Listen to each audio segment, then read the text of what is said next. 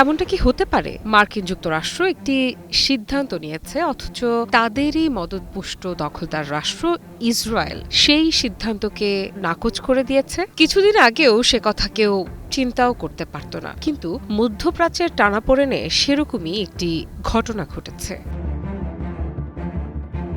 মার্কিন president Donald Trump যদি যুদ্ধ থামাতে চান আর ইসরায়েল যদি তা মানতে অস্বীকৃতি জানায়, তাহলে কি হতে পারে? যুক্তরাষ্ট্র ও ইসরায়েলের সম্পর্কের ইতিহাসে এমন প্রশ্ন খুব একটা শোনা যায় না, কিন্তু এবার ঠিক সেই ধরনেরই একটা বার্তা এসেছে ইসরায়েলের ভেতর থেকে।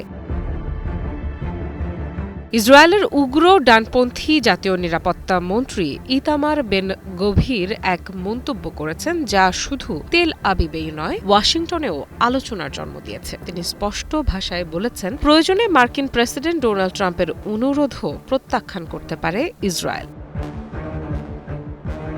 ইসরায়েলি গণমাধ্যম আরুতজ শেভাকে দেয়া এক সাক্ষাৎকারে বেন গভির বলেন, ইসরায়েল একটি স্বাধীন রাষ্ট্র, তাই যুক্তরাষ্ট্রের পক্ষ থেকে কোনো অনুরোধ বা চাপ এলেও জাতীয় স্বার্থের প্রশ্নে তা নাকচ করার ক্ষমতা তাদের রয়েছে। তবে তার বক্তব্যের সবচেয়ে গুরুত্বপূর্ণ অংশ ছিল লেবাননকে ঘিরে, কারণ সেখানে সম্ভাব্য যুদ্ধবিরতির যে কোনো আলোচনা বা চুক্তির বিরুদ্ধে সরাসরি অবস্থান নিয়েছেন তিনি। বেন গভিরের মতে, বর্তমান পরিস্থিতিতে লেবাননের সঙ্গে যুদ্ধবিরতি করা একটি ভুল সিদ্ধান্ত হবে। তিনি দাবি করেন, সামরিক অভিযান বন্ধ করার পরিবর্তে ইসরায়েলের উচিত নিজেদের লক্ষ্য পূরণ না হওয়া পর্যন্ত চাপ অব্যাহত রাখা। অর্থাৎ তার বক্তব্য থেকে পরিষ্কার, লেবানন ফ্রন্টে আপোষের চেয়ে সংঘাত চালিয়ে যাওয়ার পক্ষেই তিনি অবস্থান নিয়েছেন। মধ্যপ্রাচ্যে যখন নতুন করে উত্তেজনা কমানোর বিভিন্ন কূটনৈতিক প্রচেষ্টা চলছে, আন্তর্জাতিক মহলের একটি অংশ চাইছে গাজা ও লেবানন দুই ক্ষেত্রেই সংঘাতের মাত্রা কমানো হোক। কিন্তু ইসরায়েলের ক্ষমতাসীন জোটের গুরুত্বপূর্ণ একজন নেতা যখন প্রকাশ্যে যুদ্ধবিরতি অবস্থান নেন, তখন সেই প্রচেষ্টাগুলো কতটা সফল হবে তা নিয়ে প্রশ্ন তৈরি হয়। রাজনৈতিক বিশ্লেষকেরা বলছেন, বেন গভিরের বক্তব্য শুধু নিরাপত্তা নীতির প্রতিফলন নয়, এটি ইসরায়েলের অভ্যন্তরীণ রাজনীতির সঙ্গেও গভীরভাবে জড়িত, কারণ তিনি দেশের ডানপন্থী ভোটারদের কাছে শক্ত অবস্থানের বার্তা দিতে চান। সাক্ষাৎকারে তিনি আসন্ন নির্বাচন নিয়েও কথা বলেছেন। তার আশা, আগামী নির্বাচনের পরও বর্তমান ডানপন্থী জোট সরকার ক্ষমতায় থাকতে পারবে, তবে সেই লক্ষ্য অর্জন সহজ হবে না বলেও স্বীকার করেছেন তিনি।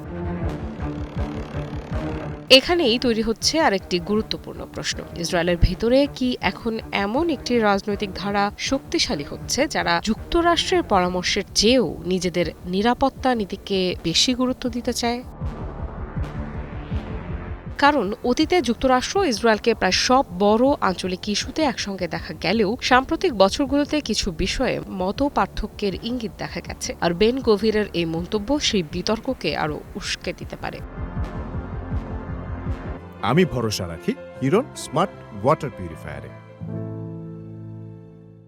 তবে বাস্তবতা হলো, যুক্তরাষ্ট্র এখনও ইসরায়েলের সবচেয়ে গুরুত্বপূর্ণ কৌশলগত মিত্র। সামরিক, অর্থনৈতিক এবং কূটনৈতিক সব ক্ষেত্রেই ওয়াশিংটনের সমর্থন তেল আবিবের জন্য অত্যন্ত গুরুত্বপূর্ণ। তাই প্রকাশ্যে এমন বক্তব্য দিলেও ভবিষ্যতে দুই দেশের নীতিগত অবস্থান কতটা ভিন্ন পথে যাবে সেটি এখনও স্পষ্ট নয়।